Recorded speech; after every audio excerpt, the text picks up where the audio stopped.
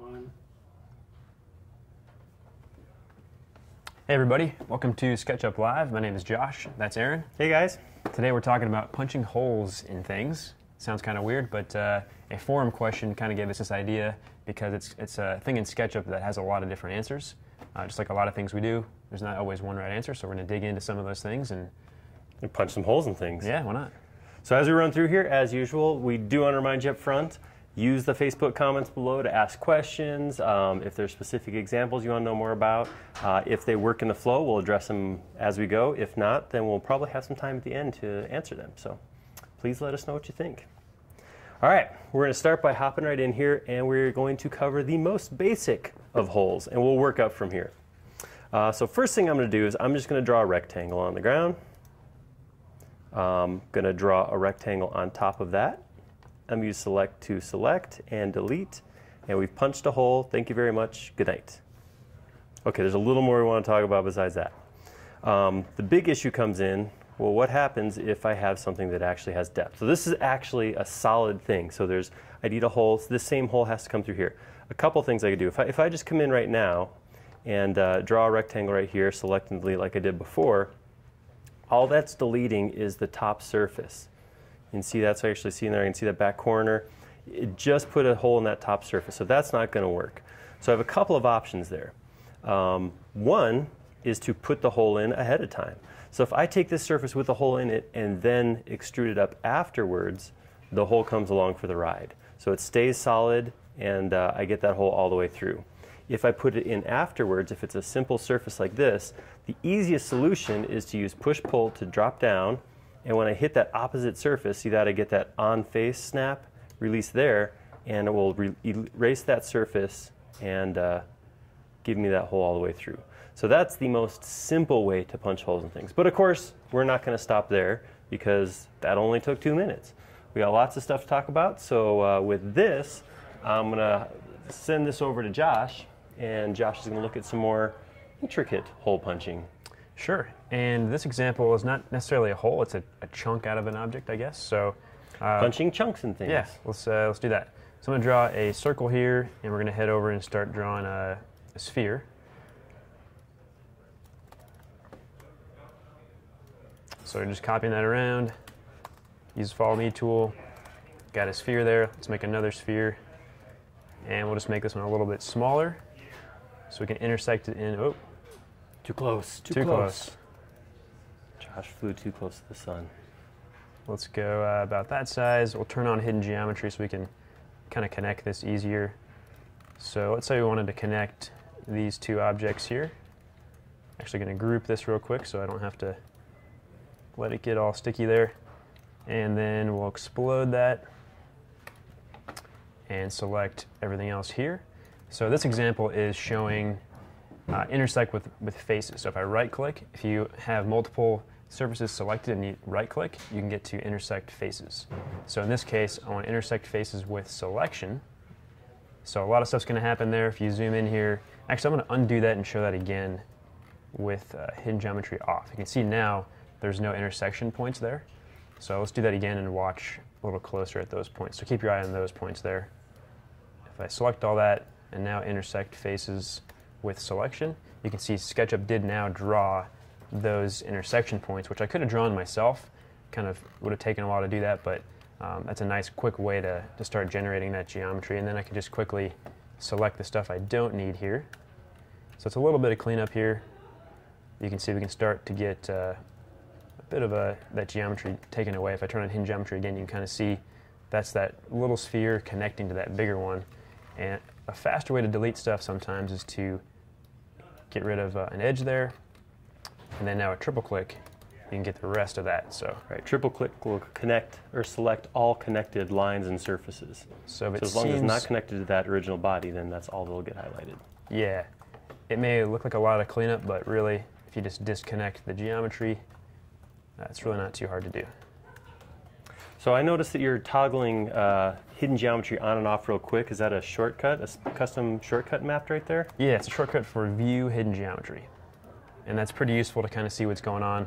And if you select once, you'll get a whole polygon there, but if you have it off and you select everything, it's that whole complex curve. So it could be faster to select the whole complex curve with it turned off.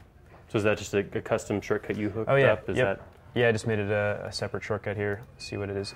It's a shift one. Do a search for it there. Yeah, it's underscore. Not sure why, but that's what I made it. Yeah, underscore, as in hidden. All right, so let's do another example with cutting holes. So let's say we want to draw a propeller or a prop for a plane here. So we'll just draw a little bigger than we need to. And it's a big plane. It's a big one. Let's extrude this back out. I just want to give myself a spot here to throw some holes for what, if a propeller might go into this piece here. So right here, I'm going to draw a circle on the midpoint from there to there. Let's get rid of that extra. And as you saw Aaron do, if I use the push-pull tool, I can push-pull that, and there's a hole.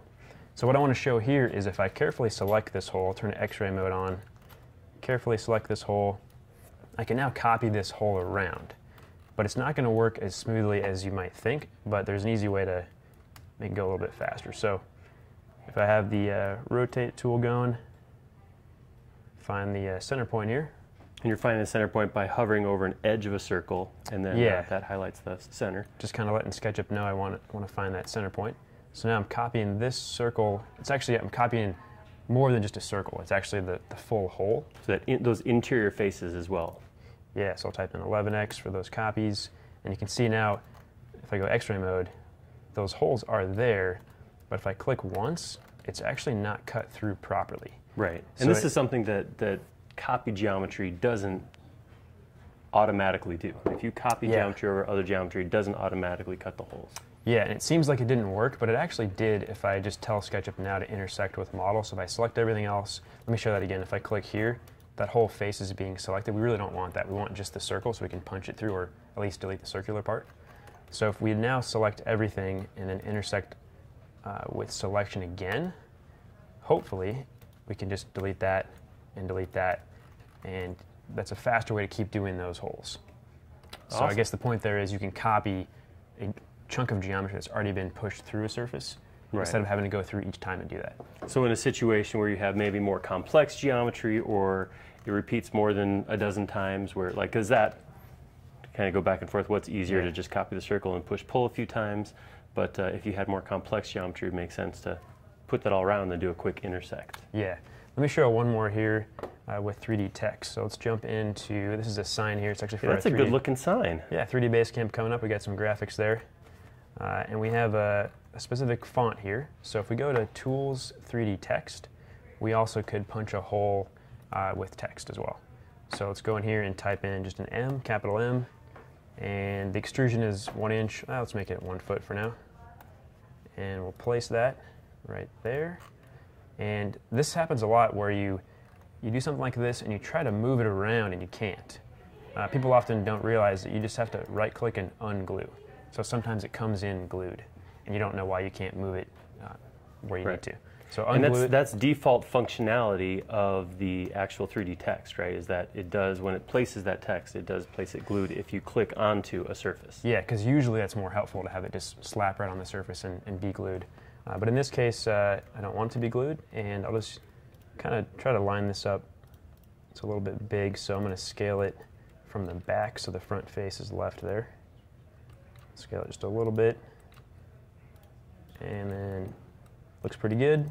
So same idea here, but actually in this case, I've got this M on top of this sign group. I want to go inside a few more nested components or nested groups. So what I'm going to do is actually cut this.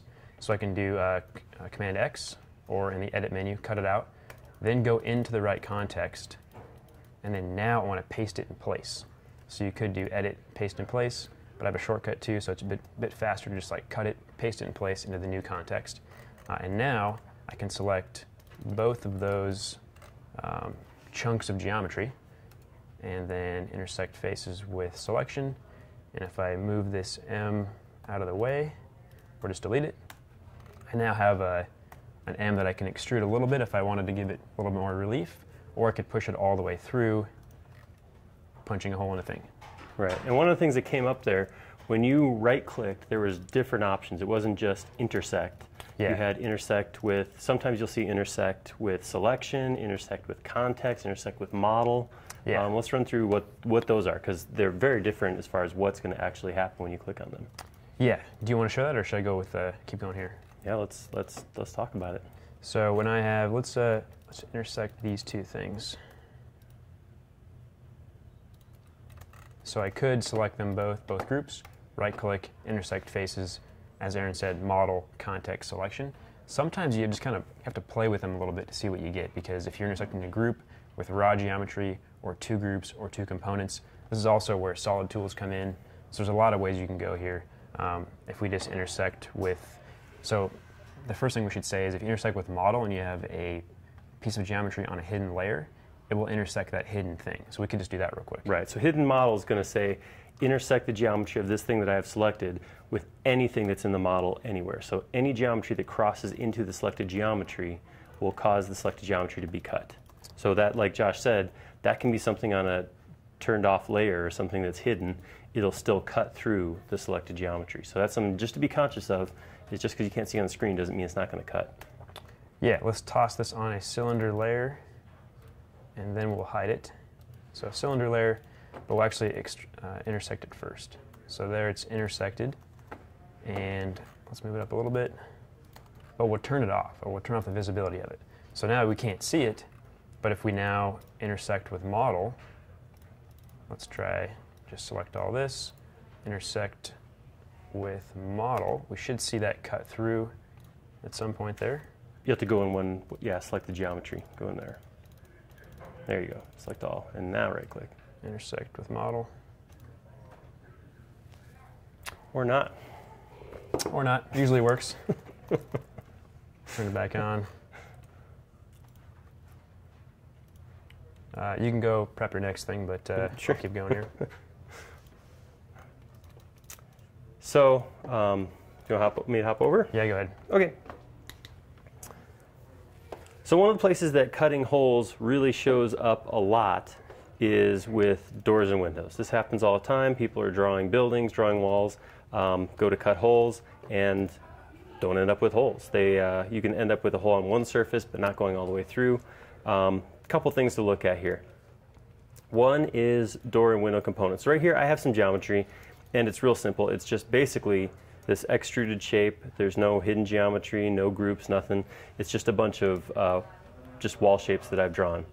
So what I'm going to do is I'm going to come over here and I'm going to draw just on the ground what's going to be a window. So I'm not being real specific about size or anything like that. Just give an idea of this is my window avatar, if you will. So I'm going to use a quick offset on that just to push that off, and then I'm going to push this all the way through to the back side. So I just punched a hole in the thing. So I'm going to take this now and I'm going to make it a component. So I'm going to select all, right click, and make component. It's going to come up, I'm going to call it my window, and I'm going to tell it that I want to glue two vertical surfaces. It's going to go on the wall. I'm also going to check the box that says cut opening. When I do that, I want to reset my component axes. So I'm going to click at the bottom left, the bottom right for my red axes, and then I'm going to pull my green axes up. And look at that, see how that gray plane goes to vertical? That's real important because that's the vertical plane that it's going to actually snap to. So I'm going to go ahead and create that. And what happens then is that shows up in my, where'd it go? Window, component window. So I have my window right here, right below Stacy. So if I click on this window and drag it in, when I put it on the wall, see that's that glue to vertical surface. But when I click on it, it actually punches the hole through. Now the important thing to notice about this functionality, this cut functionality, is that it is actively cutting a hole. So if I take it and I move it down here, the hole comes with it. If I move it out, there's no hole in the wall. But as long as it's over that surface, it's going to cut a hole in it. This is an awesome solution to pre-create components, drop them in, and have them punch holes. The downside to this is if I look back here, and I kind of arbitrarily made this a depth that I knew was going to go through, but you see it did not intersect that back face. This is just functionality of how cut opening works. There are a couple extensions out there that kind of address this in different ways. I'll talk about some of those later. I do want to address a way that you can actually, an extension we can use today to punch holes in things. This functionality, like I said, this is good, this works well, but you have to be conscious of that extra hole that does not get put in there. What I'm going to do, so somebody just asked, how do I get into that screen to modify that component information? Honestly, I don't know if this is the best workflow or not, but I usually explode and make a new component. So that's my general workflow. I will oftentimes end with a bunch of kind of revisions of that component. By doing that, I actually keep my older version, so it's intentional. I do actually get to hold on to those. But that's if I have to go back and say I assigned it to the wrong axes, or I didn't put cut opening or something like that, I'll usually just explode one version of it and make a new component. All right, so now we're going to look at putting some holes in these walls using an extension. So I'm going to pretend I have a couple of openings here. Maybe I want a door in here in the entry and a window in here. Again, at this point, if I wanted to, I could take that and I could push it through and make that opening. Or there's a cool extension that does so much more than what we're going to look at, called VisuHole from Fredo 6. This is the entire UI for it. There's a single button toolbar. If I click on that, then I get that, if you know Fredo 6's extensions, you'll recognize all this stuff that comes up. It is basically a tool to take 2D geometry and punch holes through geometry, through other geometry. So I can do this with stock shapes. So he has a kind of a rectangle, hexagon, and a circle here that I can actually use as templates to stamp through. But what I'm going to do instead is I'm going to say I want to pick a geometry, pick a stencil. In this case, I want to pick the door. And the place I pick it from is going to be my placement point. So I don't want to use the center. What I probably want to do is like use the middle of the bottom of the door. And I'm going to click right there. And then,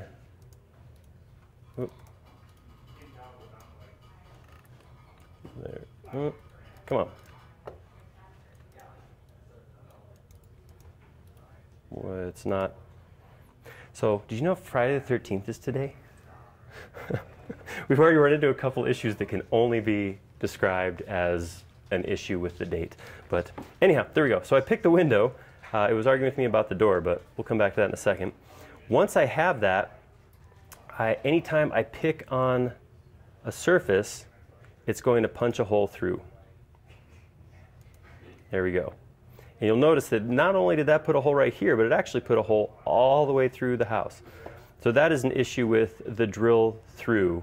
So what I can tell it to do is I can say only drill through the first wall, and then if I come click like right here, for example, it's only going to go through that first surface that it hits. Oops. It probably did on that one, but since I had that rectangle already drawn, it covered it up. The other thing it can do is it'll actually let me rotate along the axes there, so I don't have to put in vertical holes. This is an awesome way to go through, and the workflow, my workflow would be modified slightly for this, because what I would do is I would draw rectangles of all the rough openings that I want in my walls, and then use VisuHole to go through and punch those holes in, and then come back and drop my components into the holes. It's actually pretty quick and easy once you have this going through. It's easy to get into a workflow where I'm just tapping to put a hole in, tapping to put a hole in. But it's a great way to put holes because it does go all the way through. I mentioned before there's a couple other extensions out there. There's an extension from Dale Martin's called Double Cut, which will actually, based on a cutting component, go through and punch 2 holes. There's also another tool, it's not out yet, I think it's going into beta, from Flex Tools, that does the exact same thing. Goes through and punches holes through walls, specifically to place openings for doors and windows. So that's just kind of a quick look at some ways to put holes using components and extensions. All right, yeah. Let's take another quick look at punching a hole, but maybe with a sink and a countertop.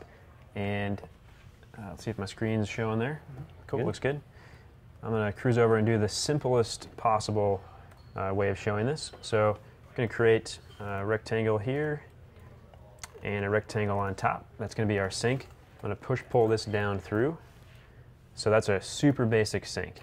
So if I want to make a component out of this right now, Let's go to X-ray to see what's happening. Select all of it that way.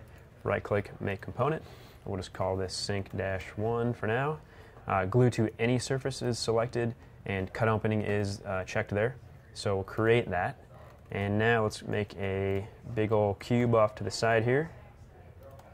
And if I copy this component up on the top there, we'll see what happens. Cool, we got a hole there. We could also go to the component browser and toss that sync in from the component browser, in which case it should reorient itself to whatever surface you kind of hover over. So now we got syncs all over the place here. So that's just a quick example of the cutting component thing that Aaron did with the window. I often don't use that when I do syncs, and it's a little bit longer of a process, but I just prefer not to use the whole cutting thing.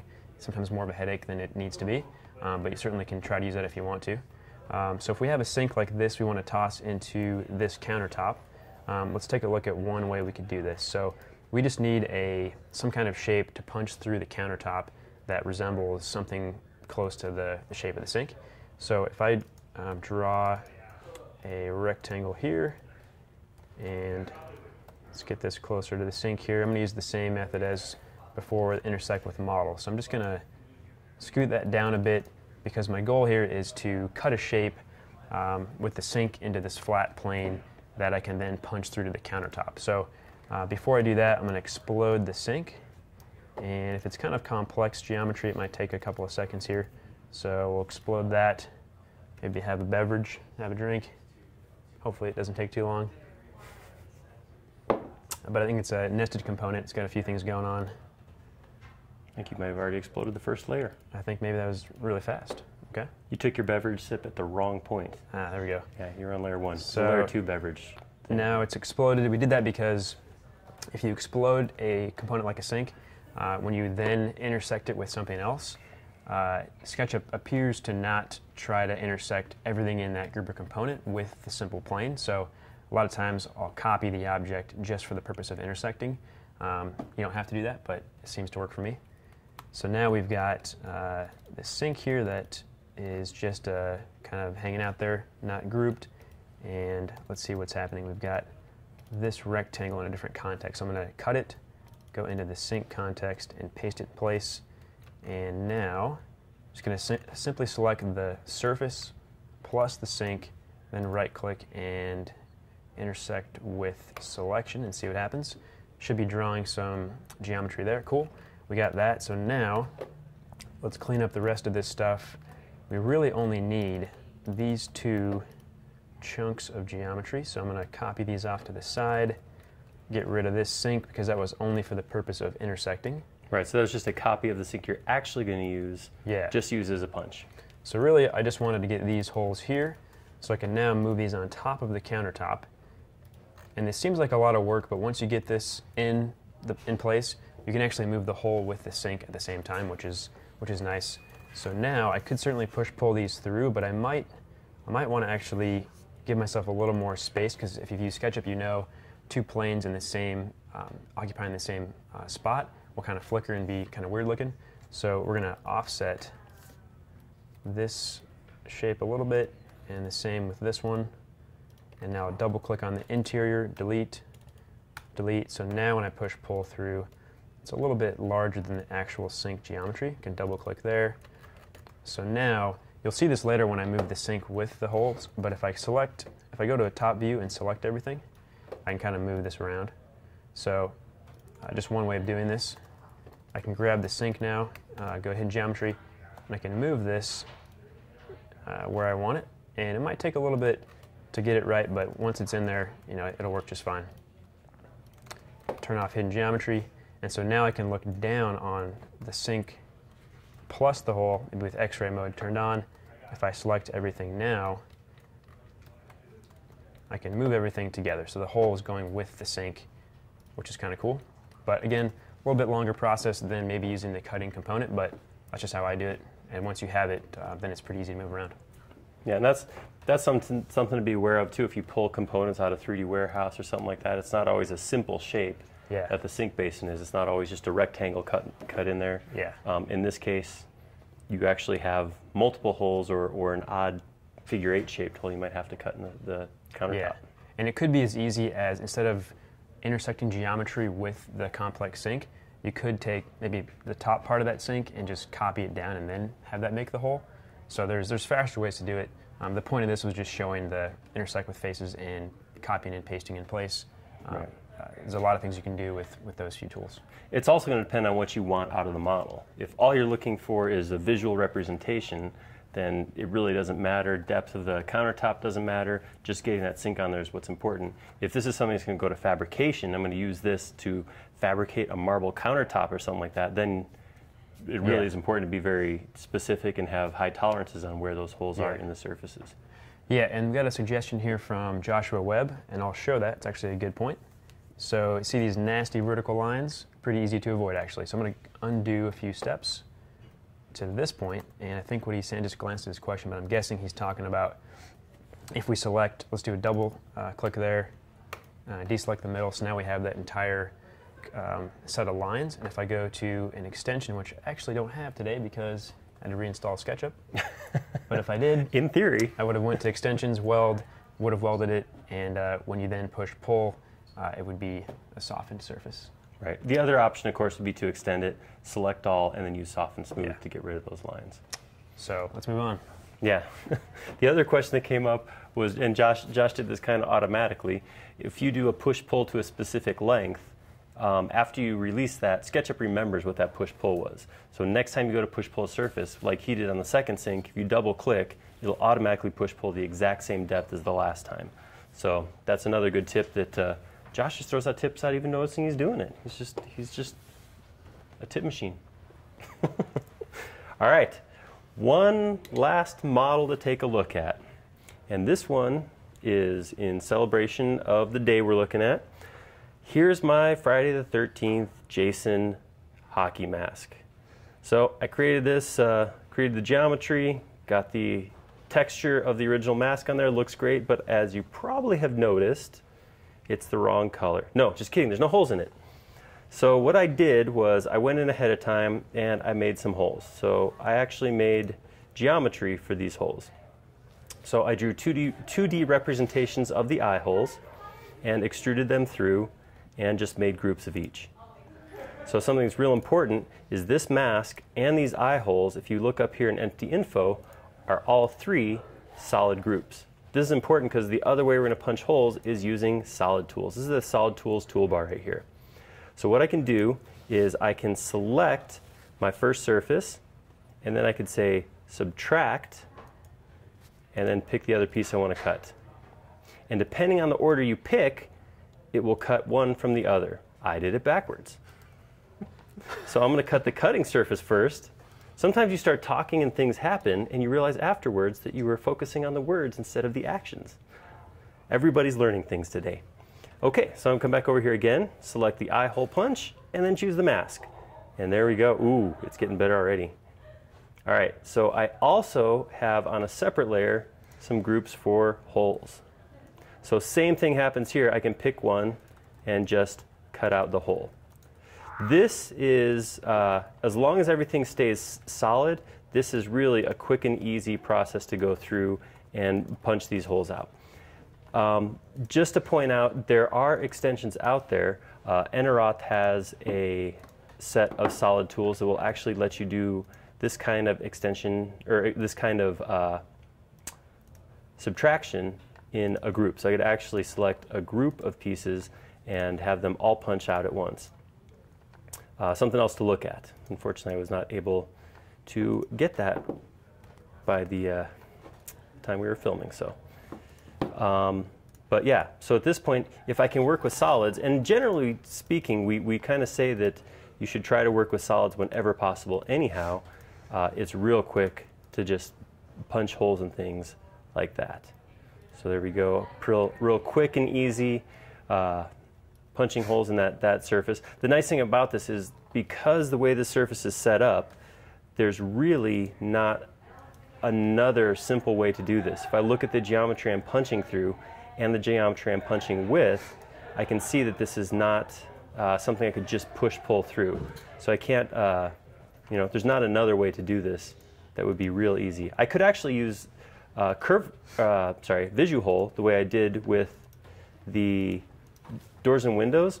The issue with the visu hole, of course, is that it's going to push through based on a single surface. So it's going to orient to a single surface. You can see that these pipes are actually pushing through from different orientations as they cut the hole through.